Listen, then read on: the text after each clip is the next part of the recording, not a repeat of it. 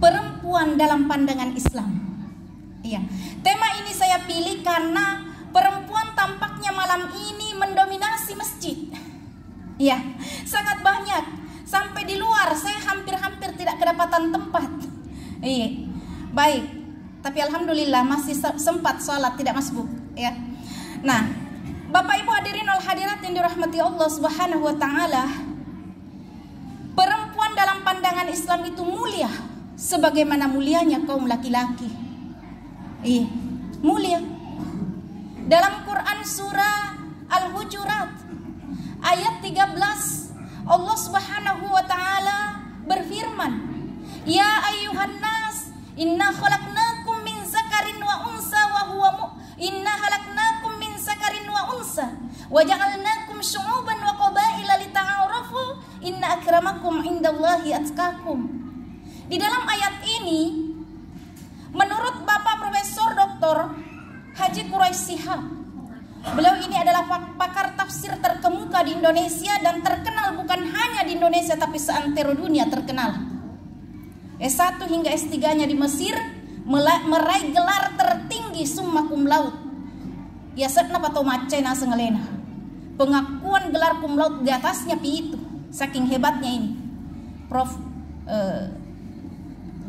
Quraisy Shihab mengarang kitab tafsir namanya Tafsir Al-Misbah, 15 juz. Satu juznya itu kira-kira begini tebalnya, 15 panjang. Beliau punya buku. Nah, beliau menjelaskan makna ayat ini bahwa Allah menghargai semua jenis manusia, mau laki-laki, perempuan, begitu juga berbangsa-bangsa, bersuku-suku, semuanya mulia di hadapan Allah. Yang penting mereka bertakwa kepada Allah. Bertakwa. Takwa dalam ayat ini secara spesifik, karena jenis takwa itu banyak, sini teman-teman lebih kongke hadir. Tanda-tanda orang takwa itu banyak. Secara spesifik dalam ayat ini, bahwa orang yang dikatakan bertakwa itu adalah mereka yang menghargai lawan jenisnya. Kalau dia perempuan menghargai laki-laki, kalau dia laki-laki menghargai perempuan, kalau dia orang Bugis menghargai orang Makassar, menghargai orang Jawa, menganggap dirinya setara dengan orang lain. Kapan di dalam terbersih di dalam hati kita bahwa kita lebih utama, kita lebih hebat, kita lebih mulia, matandre onrota malam onrota, nasabarin atau matempo, nasabarin atau mabangka, si tongat-tongan atau dek nama tepe itu. Inilah pemahaman makna ayat Al-Hujurat ayat 13. Sini teman-teman lebih khusus rumah lebih kong kayak hadir. Jadi koyasnya leta matepa, tapakal lebih lalu beneta, tapakal lebih lalu anak makun reta, nari kong kaki urwani suami. Begitu juga sebaliknya, kong kaki istri harus hormati suamita, hormati muliakan anak-anak laki-laki kita, setara laki-laki dan perempuan. Walaupun punya fungsi yang berbeda-beda, kelak nanti setelah dewasa, punya tugas yang berbeda-beda, tetapi pada hakikatnya semua mulia. Sama juga, mau suku bangsa apa, mau suku apa, bangsa apa, warna kulitnya bagaimana, rambutnya lurus karibo, di hadapan Allah sama. Yang membedakan kita adalah inna akramakum indallahi atqakum, takwa. Salah satu ciri tanda takwa dalam ayat ini adalah toleransi, menghargai perbedaan. Konsekuensi ada laki-laki, ada perempuan, sudah pasti ada perbedaan. Secara fisik kita sudah berbeda, secara penampilan kita juga sudah berbeda, kemampuan juga berbeda. Perempuan diberi kemampuan untuk melahirkan, hamil, menyusui. Laki-laki tidak. Tapi laki-laki diberi kemampuan fisik lebih, sehingga karenanya laki-laki lebih potensial untuk bekerja, lebih potensial untuk mencari nafkah. Makanya kewajiban laki-laki itu adalah memberi nafkah. Ini makun resto ngenaliwa nyaman. Waktu baik cuki ayah kita yang tanggung hidup kita. Waktu malopo ki dewasa ki menikah ki suami tak tanggung kehidupan ta. Matoa ki engka anata bantu suami ta. Jadi hidup kita ini sebetulnya ditanggung dari sisi ekonomi dan nafkah. Makanya tidak perlu khawatir perempuan walaupun bagiannya maju jung lima kunrai malempa orone, wajar laki-laki banyak bagiannya. Kenapa? Karena laki-laki menikah, memberi mahar, mapenre doi, bekerja, menghidupi anak, istri dan saudaranya. Seperti itu. Cuma dalam implementasinya di masyarakat, kadang kalau pembagian harta laki-laki elo mega. Bahkan ada kesalahan di dalam memahami ini pembagian warisan. Namo apa anak darana cilalena orwane tappa langsung lo mina bagi dua warang parange si tengah mo ala pak kuma pada kunrai. Si bagian ya wala cilale ko pa urwane ka. Sebetulnya tidak begitu pembagian harta. Sini teman-teman lebih kayak hadir. Pembagian harta itu kalau misalnya 4 perempuan 1 laki-laki maka harta dibagi 6. Masing-masing perempuan dapat 1, laki-laki dapat 2. Seperti itu pembagian harta yang benar. Tapi di masyarakat kita masih ada yang memahami keliru. Sudah namanya G2, macece topa maka kella topa nalaka topa lena. Bahkan nama pingok saudara ada nama mana la haula wala quwata illa billahil aliyil azim. Padahal harta itu sini teman-teman lebih kong kayak hadir isapa-sapa muana walai-walai muah. Harta itu hanya terbagi 4. Kok diandre capui, dipakai burui, ditaro-taro tawana tawe. Sudah pasti tawana tawe. Pak mate ki pasti disale orang parata. Jangankan harta tak ibu namolak kait tanah lato tawe ko mate ki. Pak, apalagi ini Pak? Kau salai ki bayine malolo na mega duitna. Mata jangan so tawe upan lepa ida. Alena merosnya dilolo ke maduta. Maka hati-hatilah. Jangan terlalu dicintai harta sehingga kita tidak mau sedekah lalu napure puang Allah Ta'ala. Maka kalau kisah lama jadikanlah harta kita jenis yang keempat. Bagaimana itu? Dibalancer lalu napure puang Allah Ta'ala. Baik. Nah kita kembali kepada perempuan. Sebetulnya tema kita ini adalah perempuan ya. Perempuan dalam pandangan Islam. Nah perempuan itu mulia. Karena itu di dalam Al-Quran surah Nahl ayat 97 Allah jelaskan, man amila solihan min zakarin aw unsa wa huwa mu'min. Man amila solihan, barang siapa yang berbuat amal kebaikan, amal soleh, wa huwa mu'min, dalam keadaan ia beriman, falanuhyiyannahu hayatan thayyibah, maka sungguh kami akan berikan dia kehidupan yang baik, walanajziyannahum, dan kami akan membalasnya, walanajziyannahum ajrahum, dan kami akan membalas kebaikannya itu dengan pahala yang lebih banyak dari apa yang telah mereka lakukan. Laki dan perempuan lagi-lagi setara. Zakarin au unsa. Itu. Lalu kemudian sini teman-teman lebih kayak hadir. Menurut Bapak Profesor Dr. Haji Nasaruddin Umar dalam bukunya Argumen Kesetaraan Gender, buku ini adalah hasil disertasi beliau untuk meraih gelar doktor dengan penelitian hampir 30 negara di luar negeri. Beliau menjelaskan bahwa ayat ini memberikan penjelasan kepada kita bahwa prestasi spiritual, urusan spiritual seseorang, baik dia laki-laki maupun perempuan, begitu juga dengan urusan karir profesional, tidak harus didominasi oleh satu jenis kelamin manusia. Iya, laki dan perempuan punya potensi yang sama untuk bekerja. Jadi kalau hari ini perempuan ada berceramah, itu wajar, karena memang sudah dicontohkan pada masa Rasulullah SAW. Bahkan istri-istri beliau, terutama Aisyah, itu sebetulnya adalah gurunya para guru, gurunya para sahabat. Seandainya pada masa Nabi 1500 tahun yang lalu, sini teman-teman lebih kayak hadir 15 abad yang lalu, sekiranya waktu itu ada gelar doktor, profesor doktor, maka Aisyah adalah profesor doktor.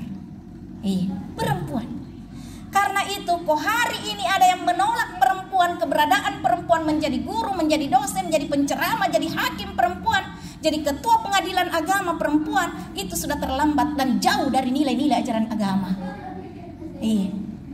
Persoalannya kemudian, kenapa ada hadis melarang perempuan memperdengarkan suaranya?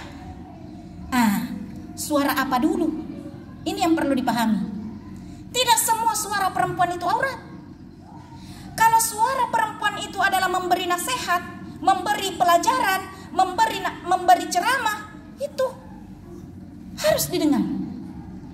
Tapi kalau dia bernyanyi erotis, itu yang harus ditinggalkan.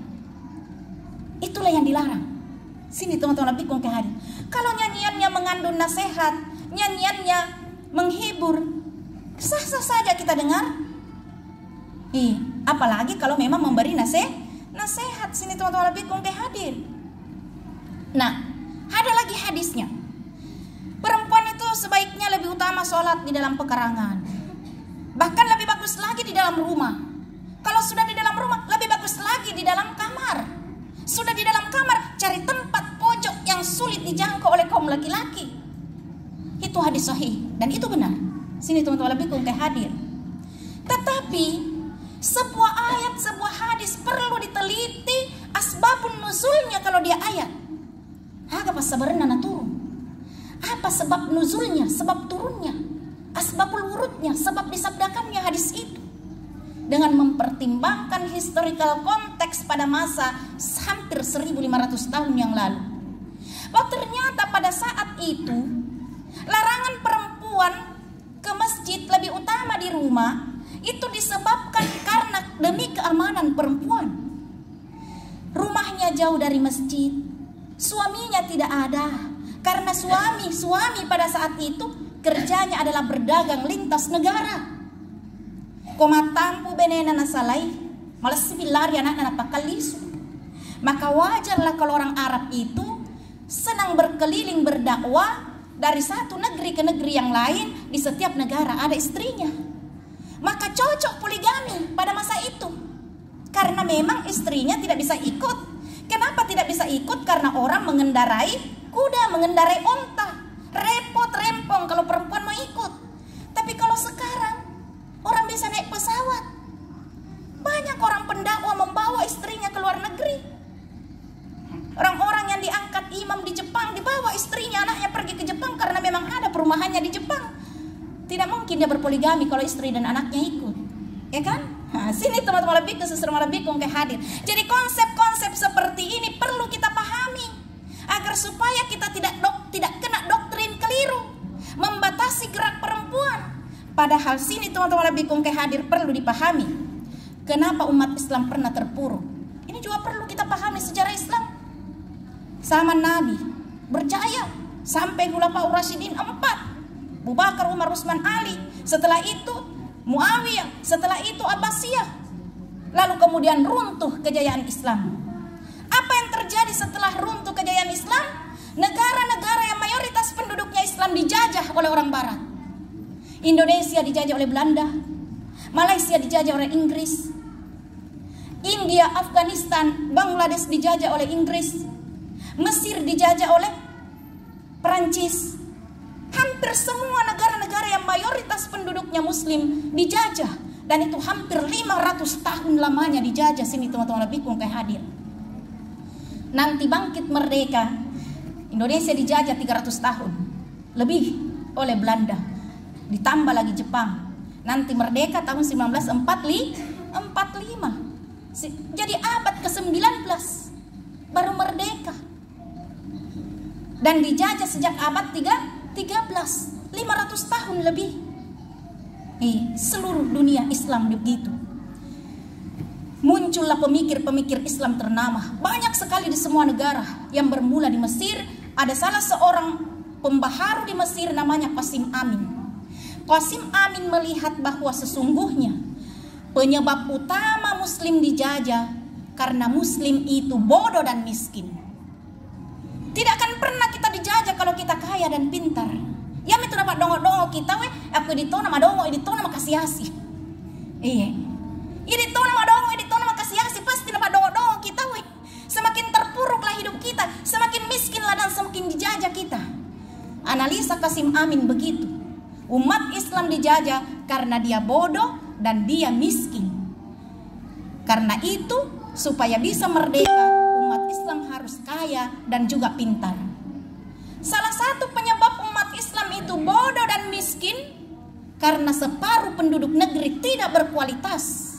Pada saat itu perempuan dipingit, di haram-haram, di istana-istana, di tempat-tempat terpencil, tidak boleh akses dunia luar, tidak boleh mengadakan bisnis, tidak boleh belajar, tidak boleh apapun aktivitas luar.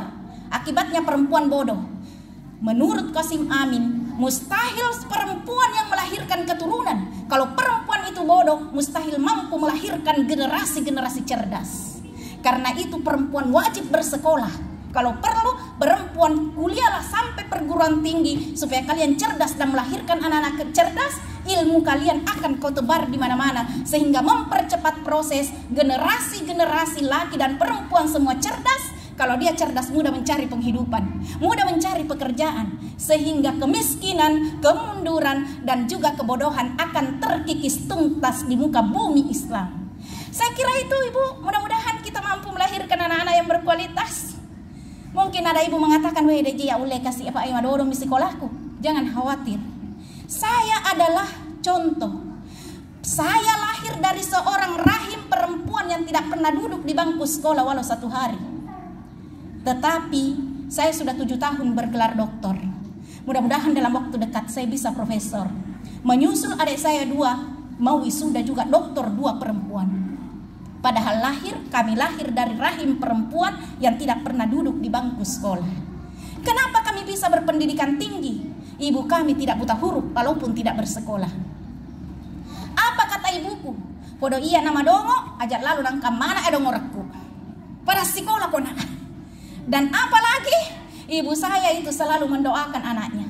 De nama Tindro, de tona salai leurna, koele imotoi, godet na pura nelo dua nganakna. Rabbana hablana min azwajina wa dzurriyyatina qurrata a'yun waj'alna lil muttaqina imama.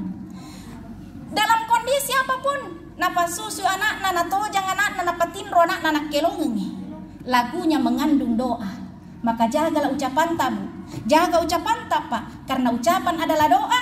Si mata podangi pareng kalingai anata, ada madeceng, sarek kuam mangina magello ampe kedona, magello pat disengena, nama 7 lalang jama-jamanna, na sukses anak-anak kita di dunia dan di akhirat. Semoga kebaikan anak kita mengantarkan kita juga menjadi penghuni kekal di dalam surga, dan kita abadi di dalam taman-taman surga insyaallah. Demikian, terima kasih ya hirul kalam engka kami lodam periola lebih taman narekong kadaku tapa salah.